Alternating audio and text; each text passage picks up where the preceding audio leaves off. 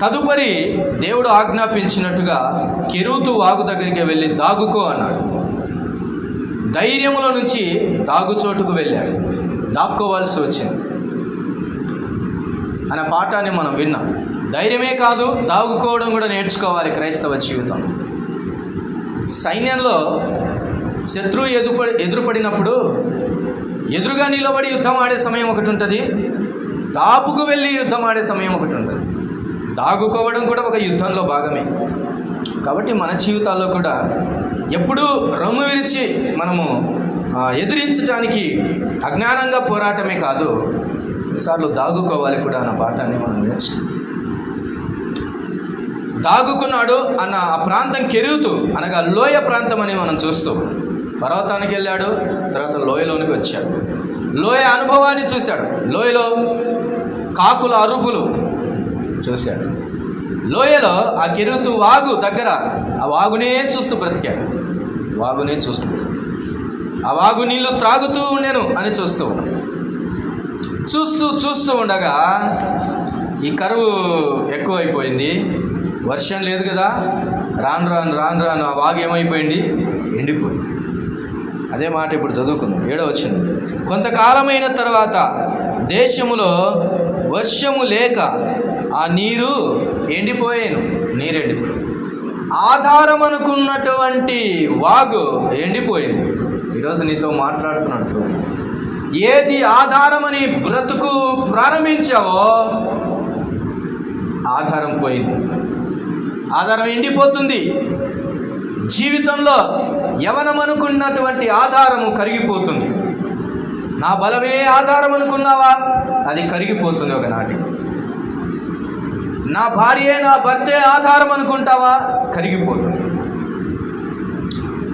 నా డబ్బు నా ధనము నా బలమే అనుకుంటావా, అవి కరిగిపోతాయి. కరిగిపోనిది లేదు, ఎండిపోనిది లేదు. ఏదో ఒక దినాన ఎండిపోవాల్సిందే. అలా చూస్తుంటుండగా ప్రవచించి వచ్చింది ఎవరు, ఈ ఎలియా. వర్షం పడదు నా మాట తప్ప అన్నాడు. మంచిదే, ఆ మాట చొప్పుననే వర్షం పడలేదు, ఆ మాట చొప్పుననే వాగెండిపోతుంది. కొన్నిసార్లు మనం పాట పాడుతాం, కొన్నిసార్లు మనం వాక్యం చెబుతాం, కొన్నిసార్లు ఇతరులకు వాక్యాన్ని చెబుతాం, కొన్నిసార్లు కొన్ని వచనాలు మనము ధ్యానిస్తాం. ధ్యానించిన మాటే, ప్రకటించిన మాటే, పాడిన మాటే నీకు జరిగితే ఎలాగుంటుంది? ఆలోచించి అదే జరుగుతుంది. ఏలియా కనుల ఎదుట చూస్తున్నాడు. జీవాధారమైన తప్పిక తీర్చే ఆ వాగు ఎండిపోయింది. కళ్ళెదురుగా ఎండిపోయింది. నా ప్రియమైన దేవుని బిడ్డలారా, మన జీవితాల్లో కొన్నిసార్లు మై హోప్, మై స్ట్రెంగ్త్ అనుకున్నటువంటివి కరిగిపోతుంది. సర్వసాధారణంగా పిల్లలు చాలా స్టాటస్లో చూస్తున్నప్పుడు my dad is my hero, my dad is my strength, my dad is my hope అని పెట్టుకుంటాం. ఒకనాడు ఆ డాడీ కరిగిపోవచ్చు, లోకాన్ని విడిచి వెళ్ళిపోవచ్చు. What next? Question mark. ఈ జీవిత ప్రయాణం చాలా కలవరాలతో కూడుకున్నది, సందిగ్ధతలో కూడుకున్నది. అర్థం కాని ప్రయాణాలు కొన్నిసార్లు ఈ జీవిత యాత్రలో జరుగుతున్నాయి. ఏది ఏమైనా నీవు ఆధారం అనుకున్న ప్రతిదీ నీ కళ్ళెదుటే కరిగిపోతే వాట్ నెక్స్ట్? ఏంటి నెక్స్ట్?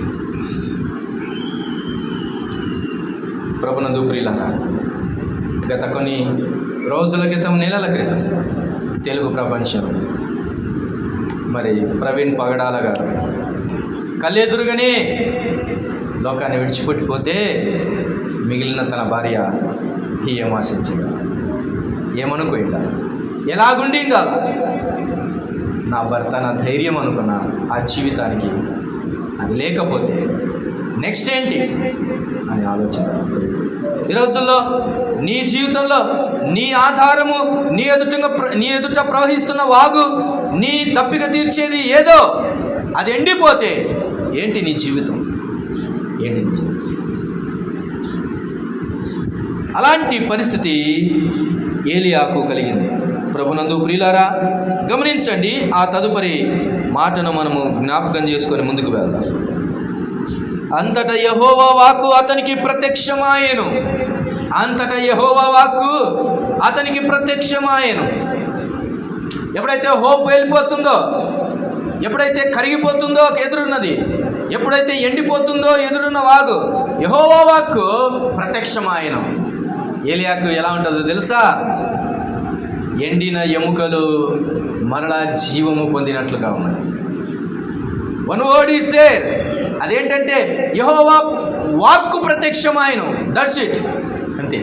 ఈరోజు అలాంటి స్థితిలో ఉన్న నీ జీవితానికి, అలాంటి స్థితిలో ఉన్న నీ బ్రతుకుకు, ఆధారం అనుకున్నది పోగొట్టుకున్న నీ జీవితానికి లేదు, ఇక లేదు నేను అనుకున్న నీ జీవితానికి ఒక బలం ఏంటో తెలుసా? యెహోవా వాక్కు. యెహోవా వాక్కు ప్రత్యక్షత.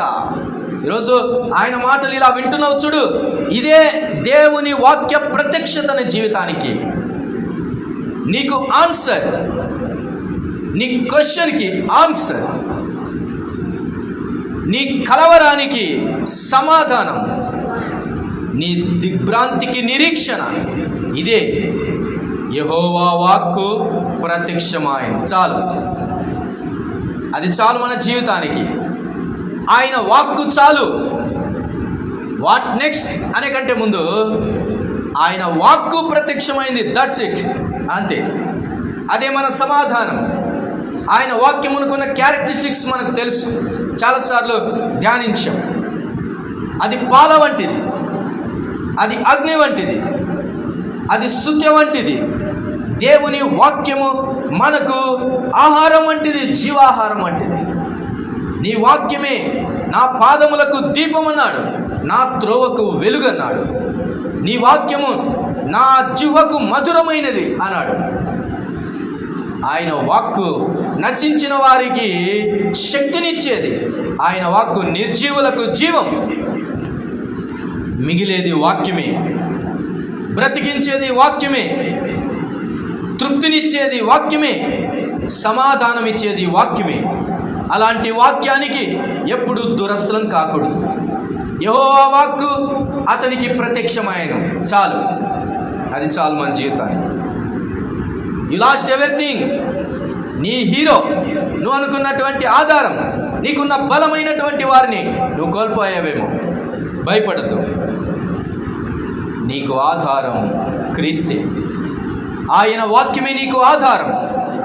తప్పించు, పరితపించు ఆయన వాక్యం కొరకు. దుప్పి నీటి వాగుల కొరకు ఆశపడినట్లుగా దేవా నీ కొరకు నా ప్రాణం తృష్ణగొనుచున్నది అన్నాడు. Is waiting for him. ఆయన కోసం ఎదురు చూడటం అంటే ఆయన మాట కోసం ఎదురు చూడటమే. యెహోవా వాక్కు ఏలియాకు ప్రత్యక్షమైంది. కాకుల చప్పులు ఆగిపోయాయి, మాంసపు ముక్కలు, రొట్టె ముక్కలు ఆగిపోయాయి. ప్రవహిస్తున్నటువంటి ఆ చిన్న వాగు ఆగిపోయింది. అయితే లోయ అనుభవం ముగింపులోనికి వచ్చింది.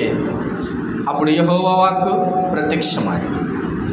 నీ ఓటమికి ప్రత్యక్షత దైవవాక్కు, నీ కన్నీటికి ప్రత్యక్షత దైవవాక్కు, ముగబోయిన నీ జీవితానికి మరోసారి శబ్దం ఆయన వాక్యం, చీకటి అయిన నీ జీవితానికి మరో వెలుగు చుక్క ఆయన వాక్యం, కోల్పోయిన శక్తి, ఎండిన మాంసానికి, కృంగిన మోకాలకు భరోసా, మరోసారి శక్తి ఆయన వాక్యం.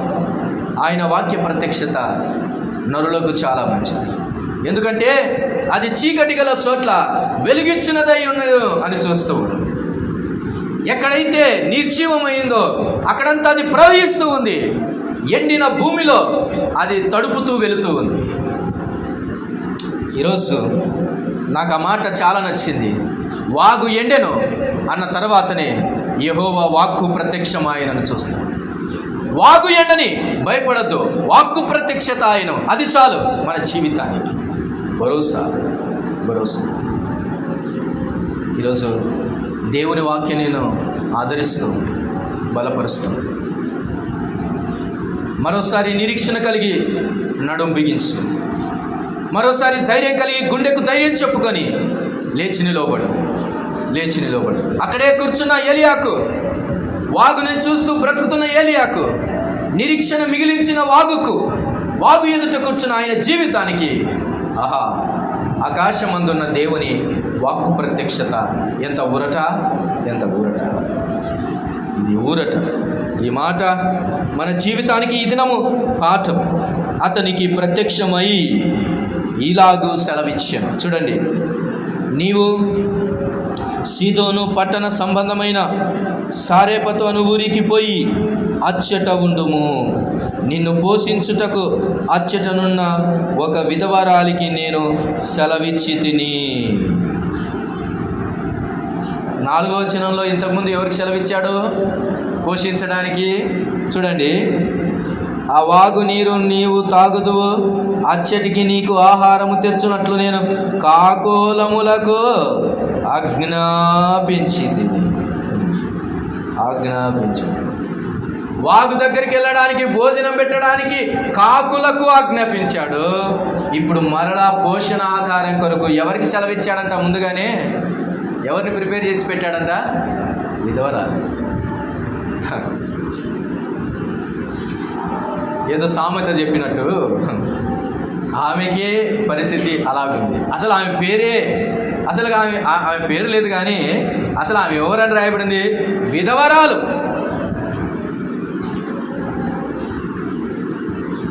నేనే నిరీక్షణ కోల్పోయి ఉన్నదానను, నేనే ఆధారం అనుకున్న భర్తను కోల్పోయిన దానను, నేనే పోషణాధారము లేని దానను. నా బుడిలో నూనె కొంచెమే, నా తొట్టిలో పిండి కొంచెమే. ఎంతుందమ్మా నీ దగ్గర అంటే పట్టెడు పిండి. అంటే ఎంత చేతికి వస్తుందో అంతే ఉంది. అక్కడికి పొమ్మంటున్నాడు. కొన్నిసార్లు దేవుని మాటలు చాలా విచిత్రంగా అనిపిస్తూ ఉంటాయి కదా. నేను కరువులో ఉన్నాను, నేను ఇరుకులో ఉన్నాను, విశాలతకు పంపిస్తే దేవుని సమాధానం అనిపిస్తుంది. నేను కరువులో ఉన్నాను, సమృద్ధిలోనికి పంపించాడంటే దేవుని మాట అని చెప్పవచ్చు. నేను భయంకరమైనటువంటి పరిస్థితిలో ఉన్నాను, కొంచెం ఊరట గల ప్రాంతానికి పంపించాడంటే కొంచెం మేలుగా ఉంటుంది. అసలు పంపిస్తుంది ఎక్కడికంట? ఒక విధవరాల దగ్గరికి. నమ్మొచ్చు అంటారా దేవుని మాట? కొన్నిసార్లు దేవుని మాటలు నమ్మ శక్యము కానంతగా నమ్మొచ్చా? చేత కాదు, మనం చేతగానంత. కొన్నిసార్లు దేవుని ప్రశ్న అలా ఉంటుంది, కొన్నిసార్లు దేవుని ఆజ్ఞ అలా ఉంటుంది. అయితే ఒక మాట, నీవు చెప్పింది చెయ్యి. నేను అక్కడ సెలవిచ్చాను, నేను ఆమెకు సెలవిచ్చాను. నాకు మాట అర్థం కాదు ఏంటంటే, ఏలియా అక్కడికి వెళ్ళే కంటే ముందు ఎవరితో మాట్లాడినాడు? విధవరాలితో మాట్లాడాడు. అది ఆమె రివీల్ చేసినట్టు లేదు.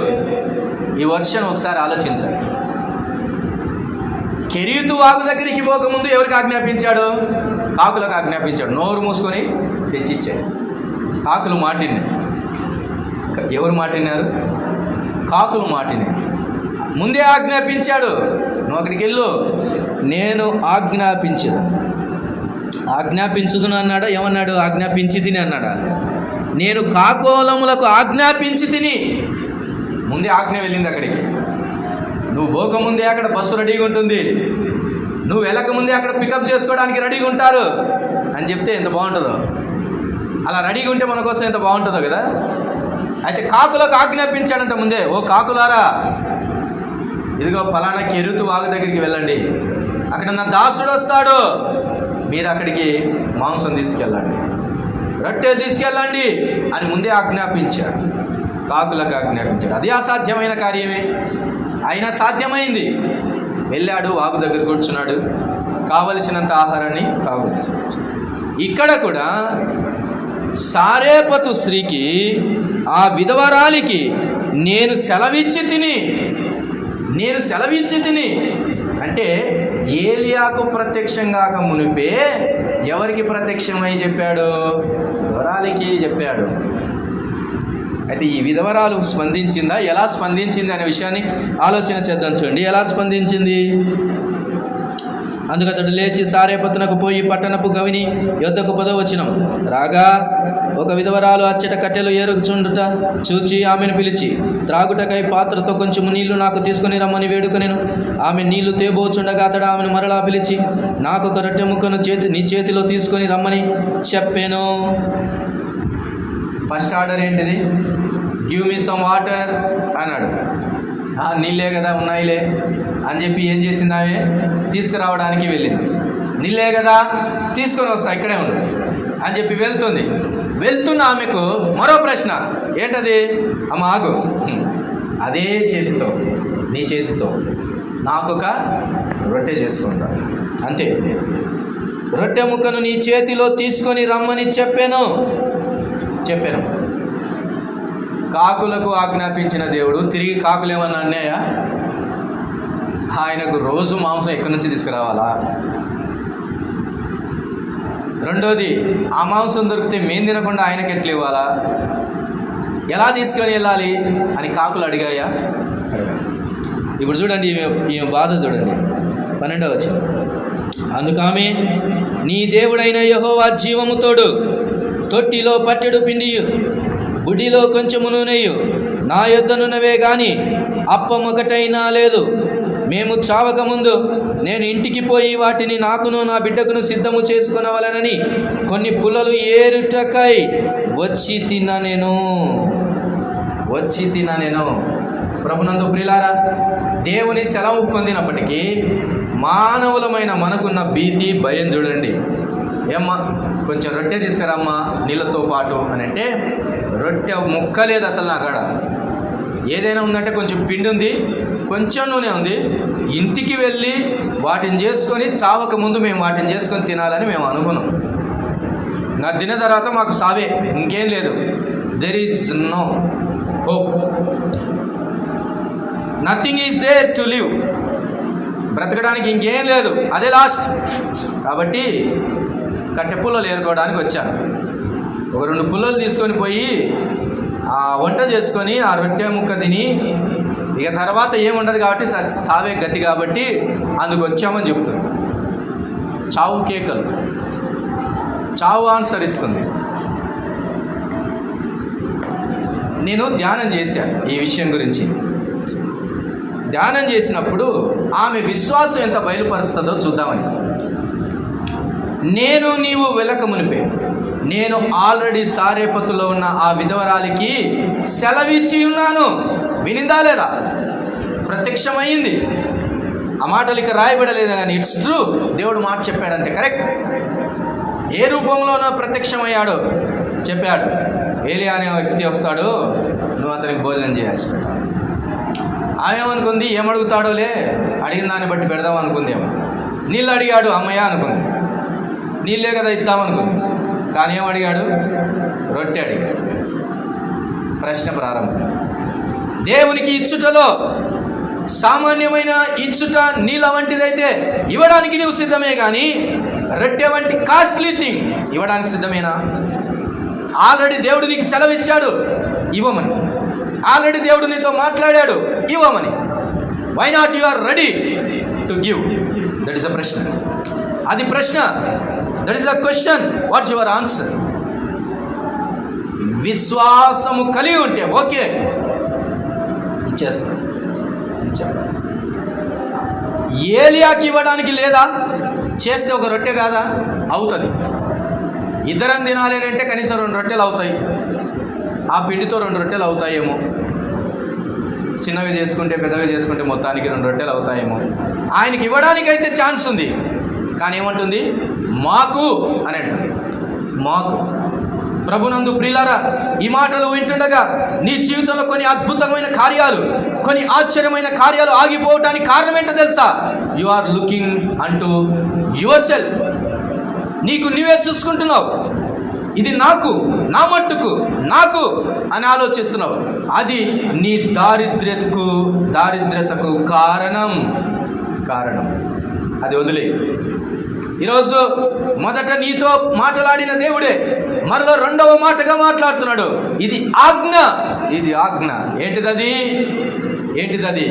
ఇవ్వాల్సింది ఇవ్వు, prepare it for the sake of my servant. నా దాసుని కొరకు నీవు సిద్ధపరిచి ఇవ్వు అని అంటున్నాడు. కానీ ఆమె భీతిలో ఉంది. అంతేలేండి, 1,00,000 రూపాయలు ఉన్నాయంటే 1,000 రూపాయలు ఇమ్మంటే ఎవరైనా ఇస్తారు, పెద్ద విషయం కాదు. ఉన్నదే 1,000 రూపాయలు అనుకుంటే అందులో 700-800 ఇవ్వాలన్నా లేదా 1,000 రూపాయలు ఇవ్వాలన్నా సాధ్యమేనా? కష్టం కదా. అయితే 2 కాసులు వేసినటువంటి ఆ స్త్రీ మనకు కనపడుతుంది.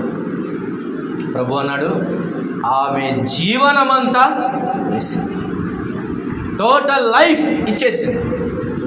చాలాసార్లు మన జీవితంలో దేవుని నుంచి ఎందుకు పొందుకోలేమనంటే సమస్తం ఇవ్వడానికి మనకి ఇష్టం ఉండదు. అంత ఇచ్చేయి ఇలా అడుగుతాడు ప్రభు, అడుగుతాడే కానీ లాజిక్ ఏంటంటే నిజంగా తీసుకోవడం.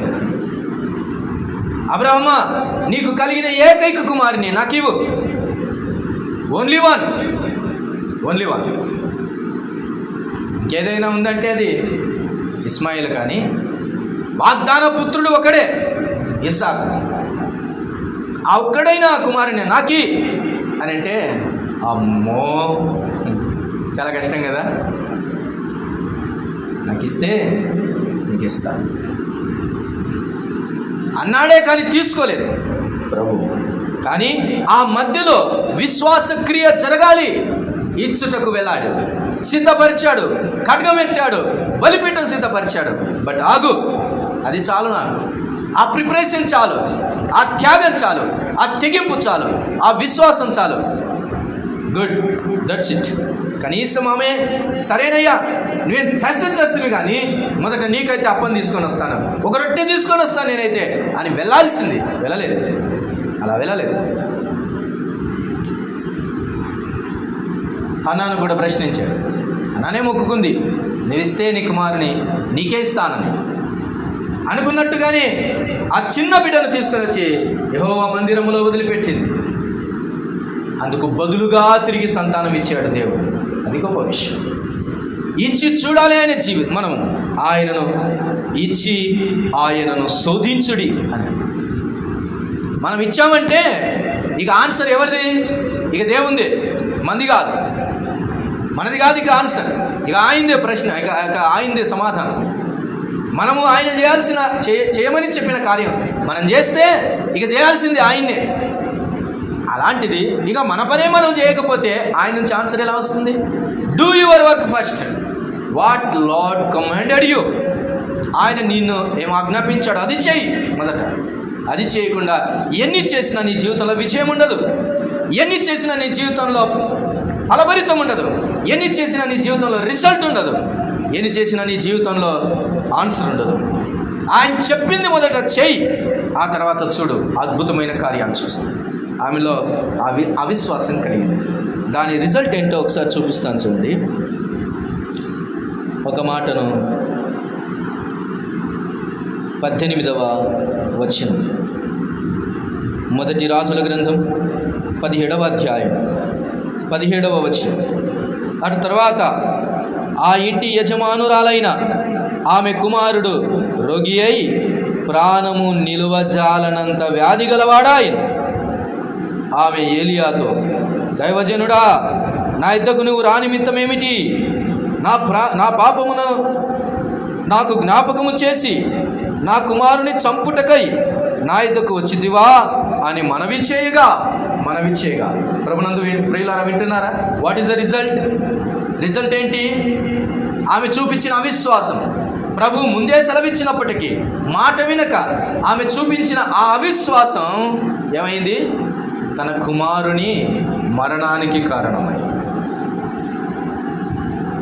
బ్రతకాల్సిన వారు చచ్చిపోతున్నారు. నీ జీవితంలో దేవుని మాట వినక కోల్పోతున్నావు, అన్నీ కోల్పోతున్నావు. దేవుని మాట వింటే అన్నీ సంపాదించుకుంటావు. దేవుని మాట వినలేదు. ఈమెకు అర్థం కాదు, మనకు కూడా అర్థం కాదు. ఈ పాయింట్ దాటి వెళ్తే అర్థం కాదు. ఎందుకు చచ్చాడబ్బా కుమారుడు, మేలే చేసింది కదా ఆమె అనుకుంటాం. ఆమె మేలే చేసింది, తర్వాత చేసుకొని వచ్చింది, ఏలియాకి ఇచ్చింది, తిన్నాడు, కొద్ది రోజులు అక్కనే ఉన్నాడు. పిండి తక్కువ కాలే, నూనె తక్కువ కాల, కరువు కాలం అంతా బ్రతికారు, అంత బాగానే ఉంది. ఆమె చూపించిన విశ్వాసం, కాకి చూపించిన విశ్వాసం అంతా కూడా చూపించింది. ఆమె చూపించిన ఆ విశ్వాసం ఆమెను ఏం చేసింది, ఆమె కుమారుడు మరణమయ్యేటట్లు చేసింది. పోనీ ఇదేమన్నా భయమా అంటే కాదు, ఇది కూడా ఒక శోధన, ఒక ప్రశ్న లాంటిది. మన జీవితాన్ని దేవునికి ఇవ్వకపోతే, దేవుడు చెప్పింది చేయకపోతే మన జీవితానికి ఒక ప్రశ్న లాంటిది. ఎందుకు నాకు ఇలా జరిగింది, ఎందుకు నాకు ఇలా జరిగింది, ఎందుకు నా జీవితంలో ఇలా జరిగింది అనే ప్రశ్నలు వస్తుంటాయి. ఎందుకు నీకే జరిగింది అంటే నీవే ఆన్సర్ ఇచ్చుకోవాలి, నేను కాదు, మనం కాదు. మనకు మనమే ఆలోచన చేసుకోవాలి, కానీ ఇతరులు కాదు. అది గుర్తుపెట్టుకోవాలి. అయితే ఆ తర్వాత కుమారుని కొరకు మరలా ప్రార్థన చేయగా కుమారుడు కూడా బ్రతికినట్లు మనం చూస్తాం. ఇది సారేపతు స్త్రీ యొక్క సంగతి మనం ప్రక్కన పెడతాం. అలాగైతే ఏలియాను గురించిన ఆలోచన చేస్తే, ఏలియా ధైర్యంగా ఎవరి దగ్గరికి వచ్చాడు, ఆ విధవరాలి దగ్గరికి వచ్చాడు. అమ్మా, నాకు కొంచెం రొట్టె కావాలమ్మా. కొన్నిసార్లు అడగడానికి మనకు సిగ్గు, అడగడానికి. దేవుడు ఆజ్ఞాపించిన మనిషి దగ్గర నువ్వు అడగాలి. దేవుడు ఆజ్ఞాపించాడుగా, దేవుడు సెలవిచ్చాడుగా సారెపతు విధవరాలికి. ఆజ్ఞాపించిన తర్వాత ఏలియా ఎదురు చూడకుండా ఏం చేయాలి, అడగాలండి. కొన్నిసార్లు మన జీవితాల్లో ఏదైనా ఒకటి అడిగి పరిష్కారం తెచ్చుకుందాం, ఏదైనా ఒకటి అడిగి ఆలోచన పొందుదాం అని ఆలోచన చేయరు. అతన్నేం అడగాలే, ఆమెనేం అడగాలే, ఆమె నాకంటే గొప్పదా, ఆయన నాకంటే గొప్పోడా అని ఆలోచన చేస్తుంది. అడగాలి. ఏలియా ఎవరు, గొప్ప ప్రవక్త. ఈమె ఎవరు, ఒక విధవరాలు. ఒక గొప్ప ప్రవక్త. ఆ ప్రవక్త ఎలాంటి వాడంటే తన దుప్పటితో యోర్దానును కొట్టగా అదేమైంది, 2 పాయలైంది. ఇతను ఎంత గొప్ప ప్రవక్త అంటే అతని మాట చొప్పున వర్షమే పడకుండా ఆగిపోయింది. ఇతడు ఎంత గొప్ప ప్రవక్త అంటే అతని మాట చొప్పున మరల వర్షం కురిసింది. ఇతడు ఎంత గొప్ప ప్రవక్త అంటే ప్రార్థన చేయగా దేవునికి దహించింది బలి అర్పణను, అగ్ని దిగి వచ్చి. ఇతడెంత గొప్ప ప్రవక్త అంటే శక్తితో రథముల కంటే స్పీడుగా పరిగెత్తగలిగినటువంటి శక్తి సామర్థ్యం కలిగిన వాడు ఏలియా ప్రవక్త. మరి ఇతడే ఆజ్ఞాపిస్తే మరి ఆహారం పుట్టదా? దేవుడు ఇంకా గొప్ప కార్యాలు చేయడా అంటే చేస్తాడు. కానీ ఈరోజు నువ్వు ఆహారము తినాలంటే, ఈరోజు నీ కడుపు నిండాలంటే, ఈరోజు నీ జీవితంలో ఆశ్చర్యం జరగాలంటే చెప్పిన ప్రకారమే వెళ్ళాలి. ఎలా వెళ్ళాలి? చెప్పిన ప్రకారమే చేయాలి. అబ్రహాము చెప్పిన ప్రకారము ఆయన ప్రయాణము చేసెను. యెహోవా చెప్పిన ప్రకారము వెళ్ళెను. ఆయన ఆజ్ఞాపించినంతటి ప్రకారము చేసెను. ఆయన చెప్పిన ప్రకారము చేసెను. మన జీవితాల్లో ఇది చేయం. ఆయన ఆజ్ఞాపించిన ప్రకారం చేస్తే బాగుపడతాం. అలా కాకుండా మనకిష్టం వచ్చినట్టు చేస్తూ ఉంటాం. కానీ ఏలి అలా చేయలేదు. విధవరాలు కదా, ఈమె నాకేం పెడుతుందిలే. దగ్గరికి వచ్చాడు, చూస్తే ఆమె ఏ స్థితిలో ఉంది, పోనీ రొట్టెలు చేసే స్థితిలోనన్నా ఉంటే ఓకే, రైట్. కానీ ఎక్కడుంది? పుల్లలేరుకునే కాడుంది. ఏడుంది? పుల్లలేరుకునే కాడు.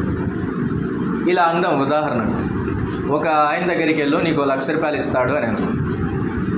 ఆయన దగ్గరికి వెళ్ళి చూస్తే ఆయన ఏం చేస్తున్నాడంటే అలా ఒక శవాన్ని ఎత్తుకొని పోతుంటే చల్లిన చిల్లర ఏరుకుంటున్నాడు అనుకుందాం. ఇప్పుడు ఇస్తాడు ఆయన 1,00,000 రూపాయలు ఇచ్చే రకమేనా? నువ్వే శవాల మీద కాసులు ఎడుతున్నావు, ఇక నాకు 1,00,000 రూపాయలు ఎక్కడి నుంచి ఇస్తావు? ఆమె దగ్గరికి వెళ్ళినప్పుడు ఆమె చూసినప్పుడు ఈమెనే పుల్లలు ఏరుకుంటుంది, ఈ ఎండిన పుల్లలు ఏరుకుంటుంది, ఈమె నాకు ఇంకేం చేస్తుంది? రెండవది, అసలు ఈమెనే విధవరాలు, ఈమె నాకేం పెడుతుంది? మూడోది, అసలు ఆమె తొట్టిలోనే పిండి లేదు, గుడిలో నూనె లేదు, కొంచెమే ఉంది, కొంచెం. ఇవి నాకేం పెడుతుంది? దేవుడే అంటున్నాడంటే, ప్రభు ఏమంటున్నాడు అంటే, అసలు అవల్ల నిన్ను ఎవరు చూడమన్నారు? దేవుడు ఏమంటున్నాడు? అవన్నీ నిన్ను ఎవరు చూడమన్నారు? Why are looking like that? ఎందుకు చూస్తున్నావు అలా? కొన్నిసార్లు కొన్ని సంబంధాలు, కొన్ని వివాహ సంబంధాలు వచ్చినప్పుడు మనం ఆలోచన చేసేది ఏంటంటే, బ్యాంక్ బ్యాలెన్స్ ఎంత ఉంది, నెల శాలరీ ఎంత, ఇవి రెండు అడిగితే బాగానే ఉంటుంది. ఎంతమంది ఆడపిల్లలు, ఇదెందుకు నీకు? మళ్ళీ ఆడ ప్రశ్నే, అత్త ఉందా, బతికిందా, లేకపోతే మూలే సర్దుకోయిందా? ఇదేంటో మరి. ఆడపిల్ల ఆశలు ఏంటంటే, మా ఉన్నా పర్లేదు కానీ అత్త ఉండకూడదంట. ఒక జోకు, ఒక పోస్టర్లో నేను చూశాను, మా అమ్మాయికి అత్తమామలు ఉండకూడదు, తర్వాత ఆడపిల్లలు ఉండకూడదు, ఆస్తి బాగుండాలి, ఎవరు ఉండకూడదు, అట్టటోళ్ళు కావాలని పోస్టర్ ఇచ్చాడంట. ఇస్తే వాడు చెప్పాడంట, ఆన్సర్ ఇచ్చాడంట, నీకు ఇట్లాంటి వాళ్ళు దొరకాలి అంటే అనాథాశ్రమం దగ్గరికి వెళ్ళు, బాగా దొరుకుతారన్నాడు.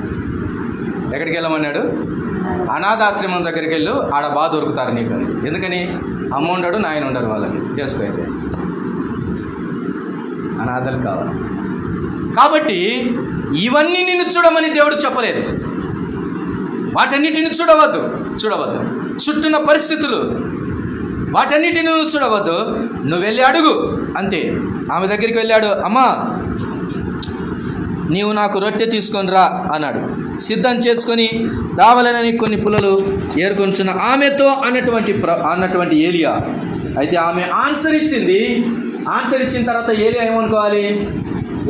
కరెక్టే, నా మాట కరెక్టే, నేను అనుకున్నది కరెక్టే, ఈమె దగ్గర ఉండదని నాకు తెలుసు, అయినా దేవుడు ఇక్కడికే పంపించాడు.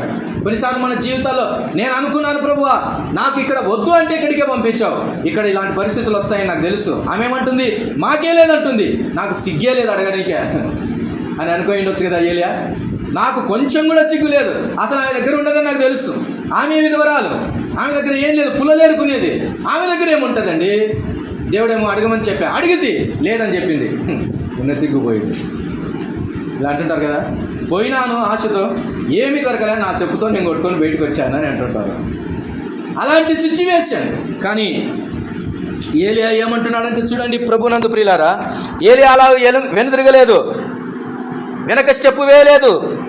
13వ వచనం చూడండి. అప్పుడు ఏలియా ఆమెతో ఇట్లా నేను భయపడవద్దు, పోయి నీవు చెప్పినట్లు చేయము, అయితే అందులో నాకొక అప్పము మొదట చేసి నా ఇద్దకు తీసుకొని రమ్ము. డూ ఇట్ ఫస్ట్ అని అంటున్నాడు. భయపడవద్దు. నువ్వు ఒక ఇంటికి వెళ్ళావు, ఆమెను చూసి నువ్వు భయపడడం కాదు, నువ్వేమనాలి తెలుసా? నువ్వు భయపడొద్దు అని చెప్పాలి. ఎక్కడికైతే నిన్ను పంపించాడో దేవుడు, అక్కడికి వెళ్ళి నువ్వు చేయాల్సిన పని ఏంటో తెలుసా? భయపడొద్దు. ప్రభునందు ప్రియులారా, దేవుని ప్రజలైనటువంటి మనం ఏదైనా ఒక ఇంటికి వెళితే, ఒక అన్యుల ఇంటికైనా లేకపోతే ఒక అవిశ్వాసం కలిగిన ఇంటికైనా వెళితే, అక్కడ ఉన్నటువంటి వాళ్ళని చూసి మనం భయపడకూడదు. మన నోట ఎప్పుడు ఉండాల్సిన మాట ఏంటో తెలుసా? భయపడొద్దు అని చెప్పాలి. అది విషయం. క్రైస్తవులకి భయాలు ఎక్కువ అండి, చాలా భయాలు. పొద్దున్న లేచిన నుంచి భయాలే. లోకంలో ఉన్నవాడు ఏ భయం ఉండదు, వాడికి ధైర్యంగా వెళ్ళిపోతుంటాడు. ఏం జరిగితే అది జరుగుతుందిలే అంటాడు. మనకెందుకో భయం. నేనున్నానులే అన్న భయం, నేను నీ ప్రాణమునకు ప్రతిగా నేనున్నానులే నీ భయం అన్నా కానీ భయం, నీ కాలికి రాలి తగలకుండా చూసుకుంటానన్న భయమే, సముద్రంలో దాటి వెళ్ళిన ఏ అపాయము నీకు రాదని చెప్పిన భయమే, ఎన్ని వందల వాగ్దానాలు దేవుడు ఇచ్చినా కానీ భయమే. ఎందుకు భయం? ఈరోజు ప్రభువు చెబుతున్నాడు, నీ నోట ఉండాల్సింది ఎప్పుడు ఏంటో తెలుసా? ఎదుటివానితో భయపడొద్దు అని చెప్పాలి. ఏమనాలి? భయపడొద్దు. నువ్వెందుకు? నువ్వే భయపడి చేస్తే అవతలోనికి ఏం చెప్తావు? భయపడద్దు అని చెప్తావా? చెప్పలేవు. Be strong, be bold to say fear not. భయపడొద్దని చెప్పడానికి ముందు నువ్వు ధైర్యంగా ఉండు, దేవుడు అద్భుతమైన కార్యాలు చేస్తాడు. ఏలియా చేసినటువంటి ధైర్య సాహసం ఏంటంటే, కరువులో నుంచి, ఎండిన వాగు దగ్గర నుంచి విధవరాలి దగ్గరికి వెళ్ళాడు. ఇంకా లోతైనటువంటి సిచ్యువేషన్ అది, ఇంకా భయంకరమైన దారిద్రపు స్థితి అది. అక్కడికి వెళ్ళమంటున్నాడు. వెళ్ళు వెళ్ళు. ఎందుకు నీ ఆశలకు రెక్కలు కట్టి ఆకాశం అంతా ఆలోచిస్తావు? వద్దు. సారేపతంతా దౌర్భాగ్య స్థితిలోనికి, ఆ స్త్రీ అంత దౌర్భాగ్య స్థితిలోనికి నువ్వు వెళ్ళమంటే వెళ్ళు. See there is the miracle. అక్కడ అద్భుతాలు చేయించాడు ఏలియా ద్వారా. ఏమిటి అద్భుతంగా? ఏమండి ఎప్పుడు ఒకసారి ఆలోచించండి. ఈరోజు ఆమె రొట్టె చేసింది, పిండి అయిపోయింది, నూనెతో కాల్చింది, అయిపోయింది. మరలా పొద్దునే కల్లా ఏమవుతుంది? పిండి వస్తుంది, నూనె వస్తుంది, పిండి వస్తుంది, నూనె వస్తుంది, పిండి వస్తుంది, నూనె వస్తుంది. ఇది మనకు నేర్పుతుంది, ఏ దినమునకు ఆ దినమును ఆలోచన చేయి. నెక్స్ట్ డే గురించి దేవుడు ఆలోచిస్తాడు, దేవుడు నీకు ఇస్తాడు. అలాంటి విశ్వాస జీవితం కలిగిన ప్రాంతానికి మనం వెళ్ళాలి. ఎప్పుడు పర్వతమే కాదు, లోయలోనికి వెళ్ళాలి. లోయనే కాదు, దారిద్ర్యంలోనికి కూడా వెళ్ళాలి. అక్కడ కూడా దేవుడు అద్భుతాలు చేయిస్తాడు. ఆ పాత్ర ఎంత గొప్పదో ఎప్పుడు నింపబడుతుంది. ఆ పాత్ర పిండి చేత. ఆ బుడ్డి ఎంత గొప్పదో ఆ యొక్క నూనె చేత నింపబడుతుంది. ఎప్పుడు నింపబడుతుంది ఆ బుడ్డి? కరువులో నింపబడుతుంది. ఎప్పుడు నింపబడుతుంది ఆ యొక్క తొట్టి? ఆ పిండి కోసం అంటే కరువులో నింపబడుతుంది. ఎంత గొప్ప భాగ్యం అండి. చూడండి, ఇంకా ఆలోచన చేస్తే ఆ 16వ వచనం, యెహోవా ఏలియా ద్వారా సెలవిచ్చిన ప్రకారం తొట్టిలో ఉన్న పిండి తక్కువ కాలేదు, బుడ్డిలో ఉన్న నూనె అయిపోలేదు. అటు తర్వాత ఆ ఇంటి యజమానురాలైన ఆమె కుమారుడు అంతవరకు కరువు అయిపోయేంత వరకు కూడా వాళ్ళ ఇంట్లో కరువు లేదు. ఇదంతా దేవుడు చెప్పిన మాట ప్రకారం జరుగుతుంది. Can you believe it? ఆయన ఆజ్ఞను, ఆయన మాటను నమ్మగలవా? అద్భుతమైన కార్యాలు చూస్తాం.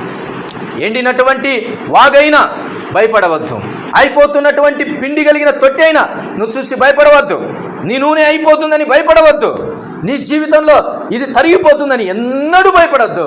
ఒకటి మాత్రం చేయి, ఆజ్ఞాపించిన ప్రకారము చెయ్యి, చెప్పిన ప్రకారము చెయ్యి. ఈరోజు నుంచి మన నోటి నిండా ఉండాల్సిన ఒక మాట ఏంటంటే, లోకంలో ఉన్న వారికి భయపడొద్దు అని చెప్పాలి. ఈరోజు ఒక టార్గెట్ తీసుకో, ఈరోజు ఒక నిర్ణయం తీసుకో. లోకంలో చాలామంది కనబడుతూ ఉంటారు, చాలా సమస్యలు చెబుతుంటారు.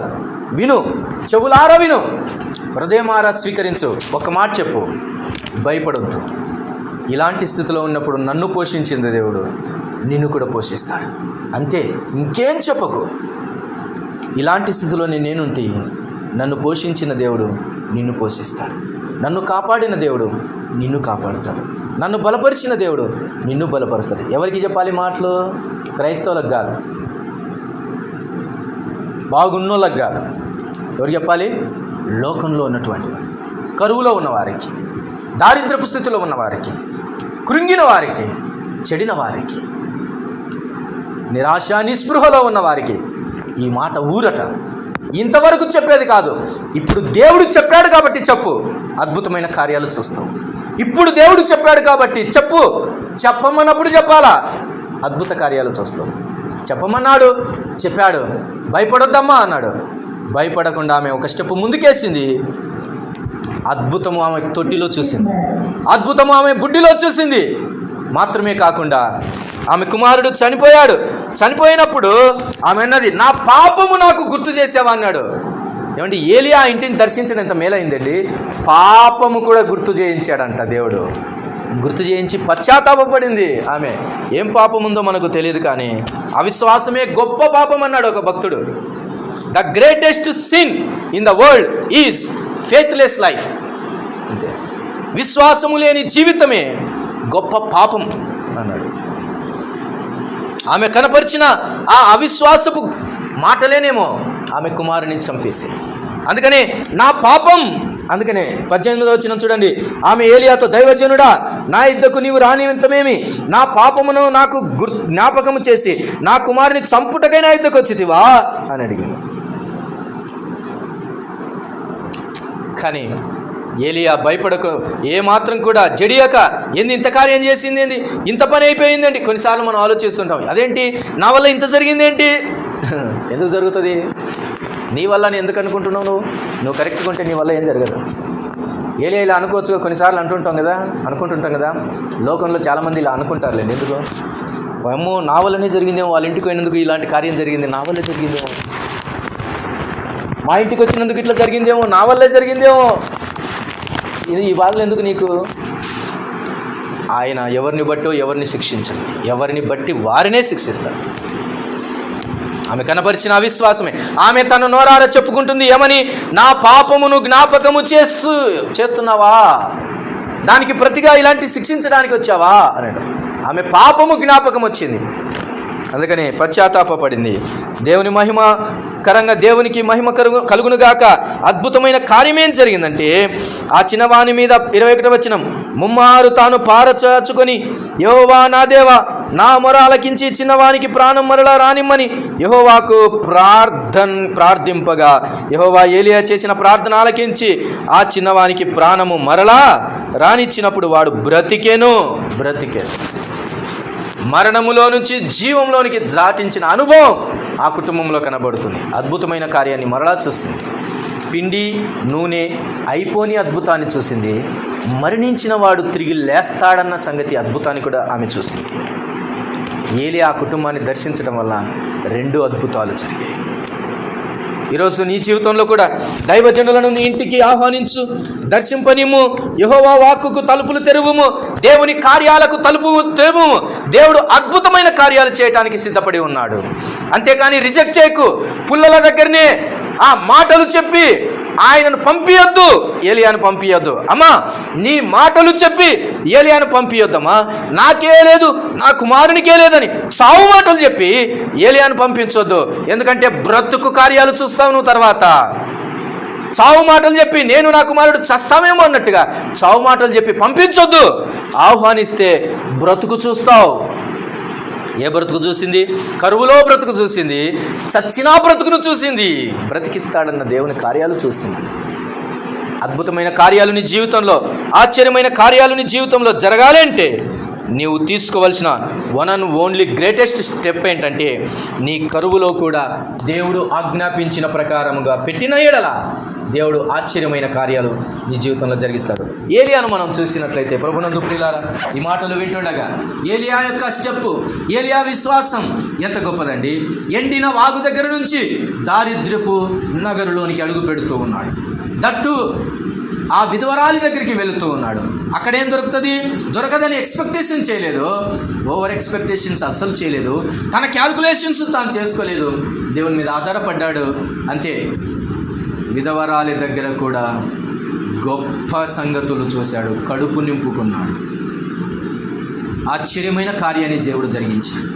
నీ జీవితంలో కూడా ఒక్క స్టెప్పు విశ్వాసంలో ధైర్యంగా తీసుకొనక కాలాన్ని వ్యర్థపరుచుకుంటాడు. ఒక్క స్టెప్పు ధైర్యంతో ముందుకు వెళ్ళలేక ఆశ్చర్య కార్యాలు చూడలేక కోల్పోతున్నాం. ఈరోజైనా ఆ స్టెప్పు వేవా? ఈరోజైనా ఆ స్టెప్పు తీసుకుంటే నీ జీవితంలో గొప్ప కార్యాలు చూస్తాం. అలా చూపించాలని, అలా చేయాలని దేవుడు ముందే సిద్ధపరిచాడు. Can you open that faithful door? Then you can see. ఒకే ఒక డోర్ అడ్డుంది. ఏంటది తెలుసా?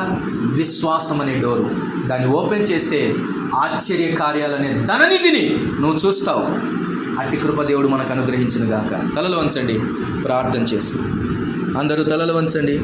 ఉన్న పాటున ఉన్న చోటున దేవుడు చేసిన ఆశ్చర్యమైన కార్యాలు నువ్వు చూడాలి అనుకుంటే, ఆయన చెప్పిన మాట ప్రకారంగా, ఆయన చెప్పిన ఆజ్ఞ ప్రకారంగా చెప్పింది చెయ్యి. నేనే ఈ స్థితిలో ఉన్నా, నాకంటే దౌర్భాగ్యంగా ఉన్న స్థితికి కలిగిన ఇంటికి వెళ్తే నాకేమొస్తుంది అనుకుంటున్నావా? భయపడద్దు. అక్కడే దేవుని కార్యాలు దాచబడి ఉన్నాయి. అక్కడే దైవిక కార్యాలు, ఆశ్చర్యమైన కార్యాలు దాచబడి ఉన్నాయి. కోటలన్నీ ఆకలిగొంటున్నాయి. రాజులందరూ అలమటిస్తున్నారు. భయంకరమైన పరిస్థితి సోమ్రోనులో ఉంది. చుట్టూ ఉన్నటువంటి పట్టణాలు ఆకలి చేత అలమటిస్తున్నాయి. వర్షం లేదు, కానీ సమాధానము ఆ విధవరాలి ఇంట్లో ఉంది. సమృద్ధి ఆ విధవరాలి ఇంట్లో ఉంది. నూనె పొర్లి పారుతుంది, పిండి నిండుగా పొంగుతుంది, కావలసినన్ని రొట్టెలు దొరుకుతూ ఉన్నాయి. ఆహారము సిద్ధపరచబడిన ప్రాంతానికి నువ్వు వెళ్తావు. ధైర్యంతో ముందుకు వేయి. ఏలియా వలె ధైర్యంతో ముందుకు వేయి. Why you are wasting your time unnecessarily? ఎందుకు నీ జీవితంలో సమయాన్ని వ్యర్థపరుచుకుంటున్నావు? అక్కడే ఆగి వెళ్ళు, చెప్పిన చోటుకి వెళ్ళు. ఆ ఇల్లు బాగలేదనుకున్నా వెళ్ళు. నేను ఆ ఇంటికి వెళితే నాకేం దొరుకుతుందిలే అని అనుకోలేదు ఏలియా. అలాగూ స్టెప్ వేసి ముందుకెళ్ళు. దేవుడు బ్రతికించుకుంటాడు. నీ వల్ల ఆ కుటుంబాన్ని ఆశీర్వదిస్తాడు, నీ వల్ల దీవిస్తాడు, బలపరుస్తాడు. ప్రార్థన. మహోన్నతుడైన దేవా, కరుణా సంపన్నుడానికి స్తోత్రం. విన్న మాటలను బట్టి స్తోత్రం. ఏలియా జీవితంలో మాకు ఆజ్ఞలు చూపించారు, స్తోత్రం. ఆశీర్వాదాలు చూపించారు, స్తోత్రం. విశ్వాసము కనపరిస్తే మేలులు ఎలా ఉంటాయో ఏలియా ద్వారా చూపించారు. అవిశ్వాసపు మాటలు పలుకుతే సారెపతు విధవరాలి జీవితంలో ఏం జరుగుతుందో ఆ హెచ్చరికలు మాకు చూపించారు. కానీ మేమే స్టెప్ తీసుకోలేక ఇక మిగిలి ఉన్నామేమో. ఈరోజు ఒక అడుగు ముందుకేయటానికి సహాయం చేయండి. అది సేవలోనైనా, అది కుటుంబ జీవితంలోనైనా, అది వ్యక్తిగతమైన జీవితంలోనైనా, అది ఉద్యోగ జీవితంలోనైనా, అది వివాహ జీవితంలోనైనా, అది మరి ఏ విషయమునందైనను భయపడుతూ ఆగిపోతున్న కార్యాన్ని ధైర్యముతో ఒక్కడుగు వేసి చూడటానికి సహాయం చేయండి. అట్టి మాటల చేత మీ పిల్లలను ఆశీర్వదించి ఆదరించి పంపుమని మహిమగల దేవునికి అప్పగించుకుంటూ స్తోత్రం చెల్లిస్తున్నాం.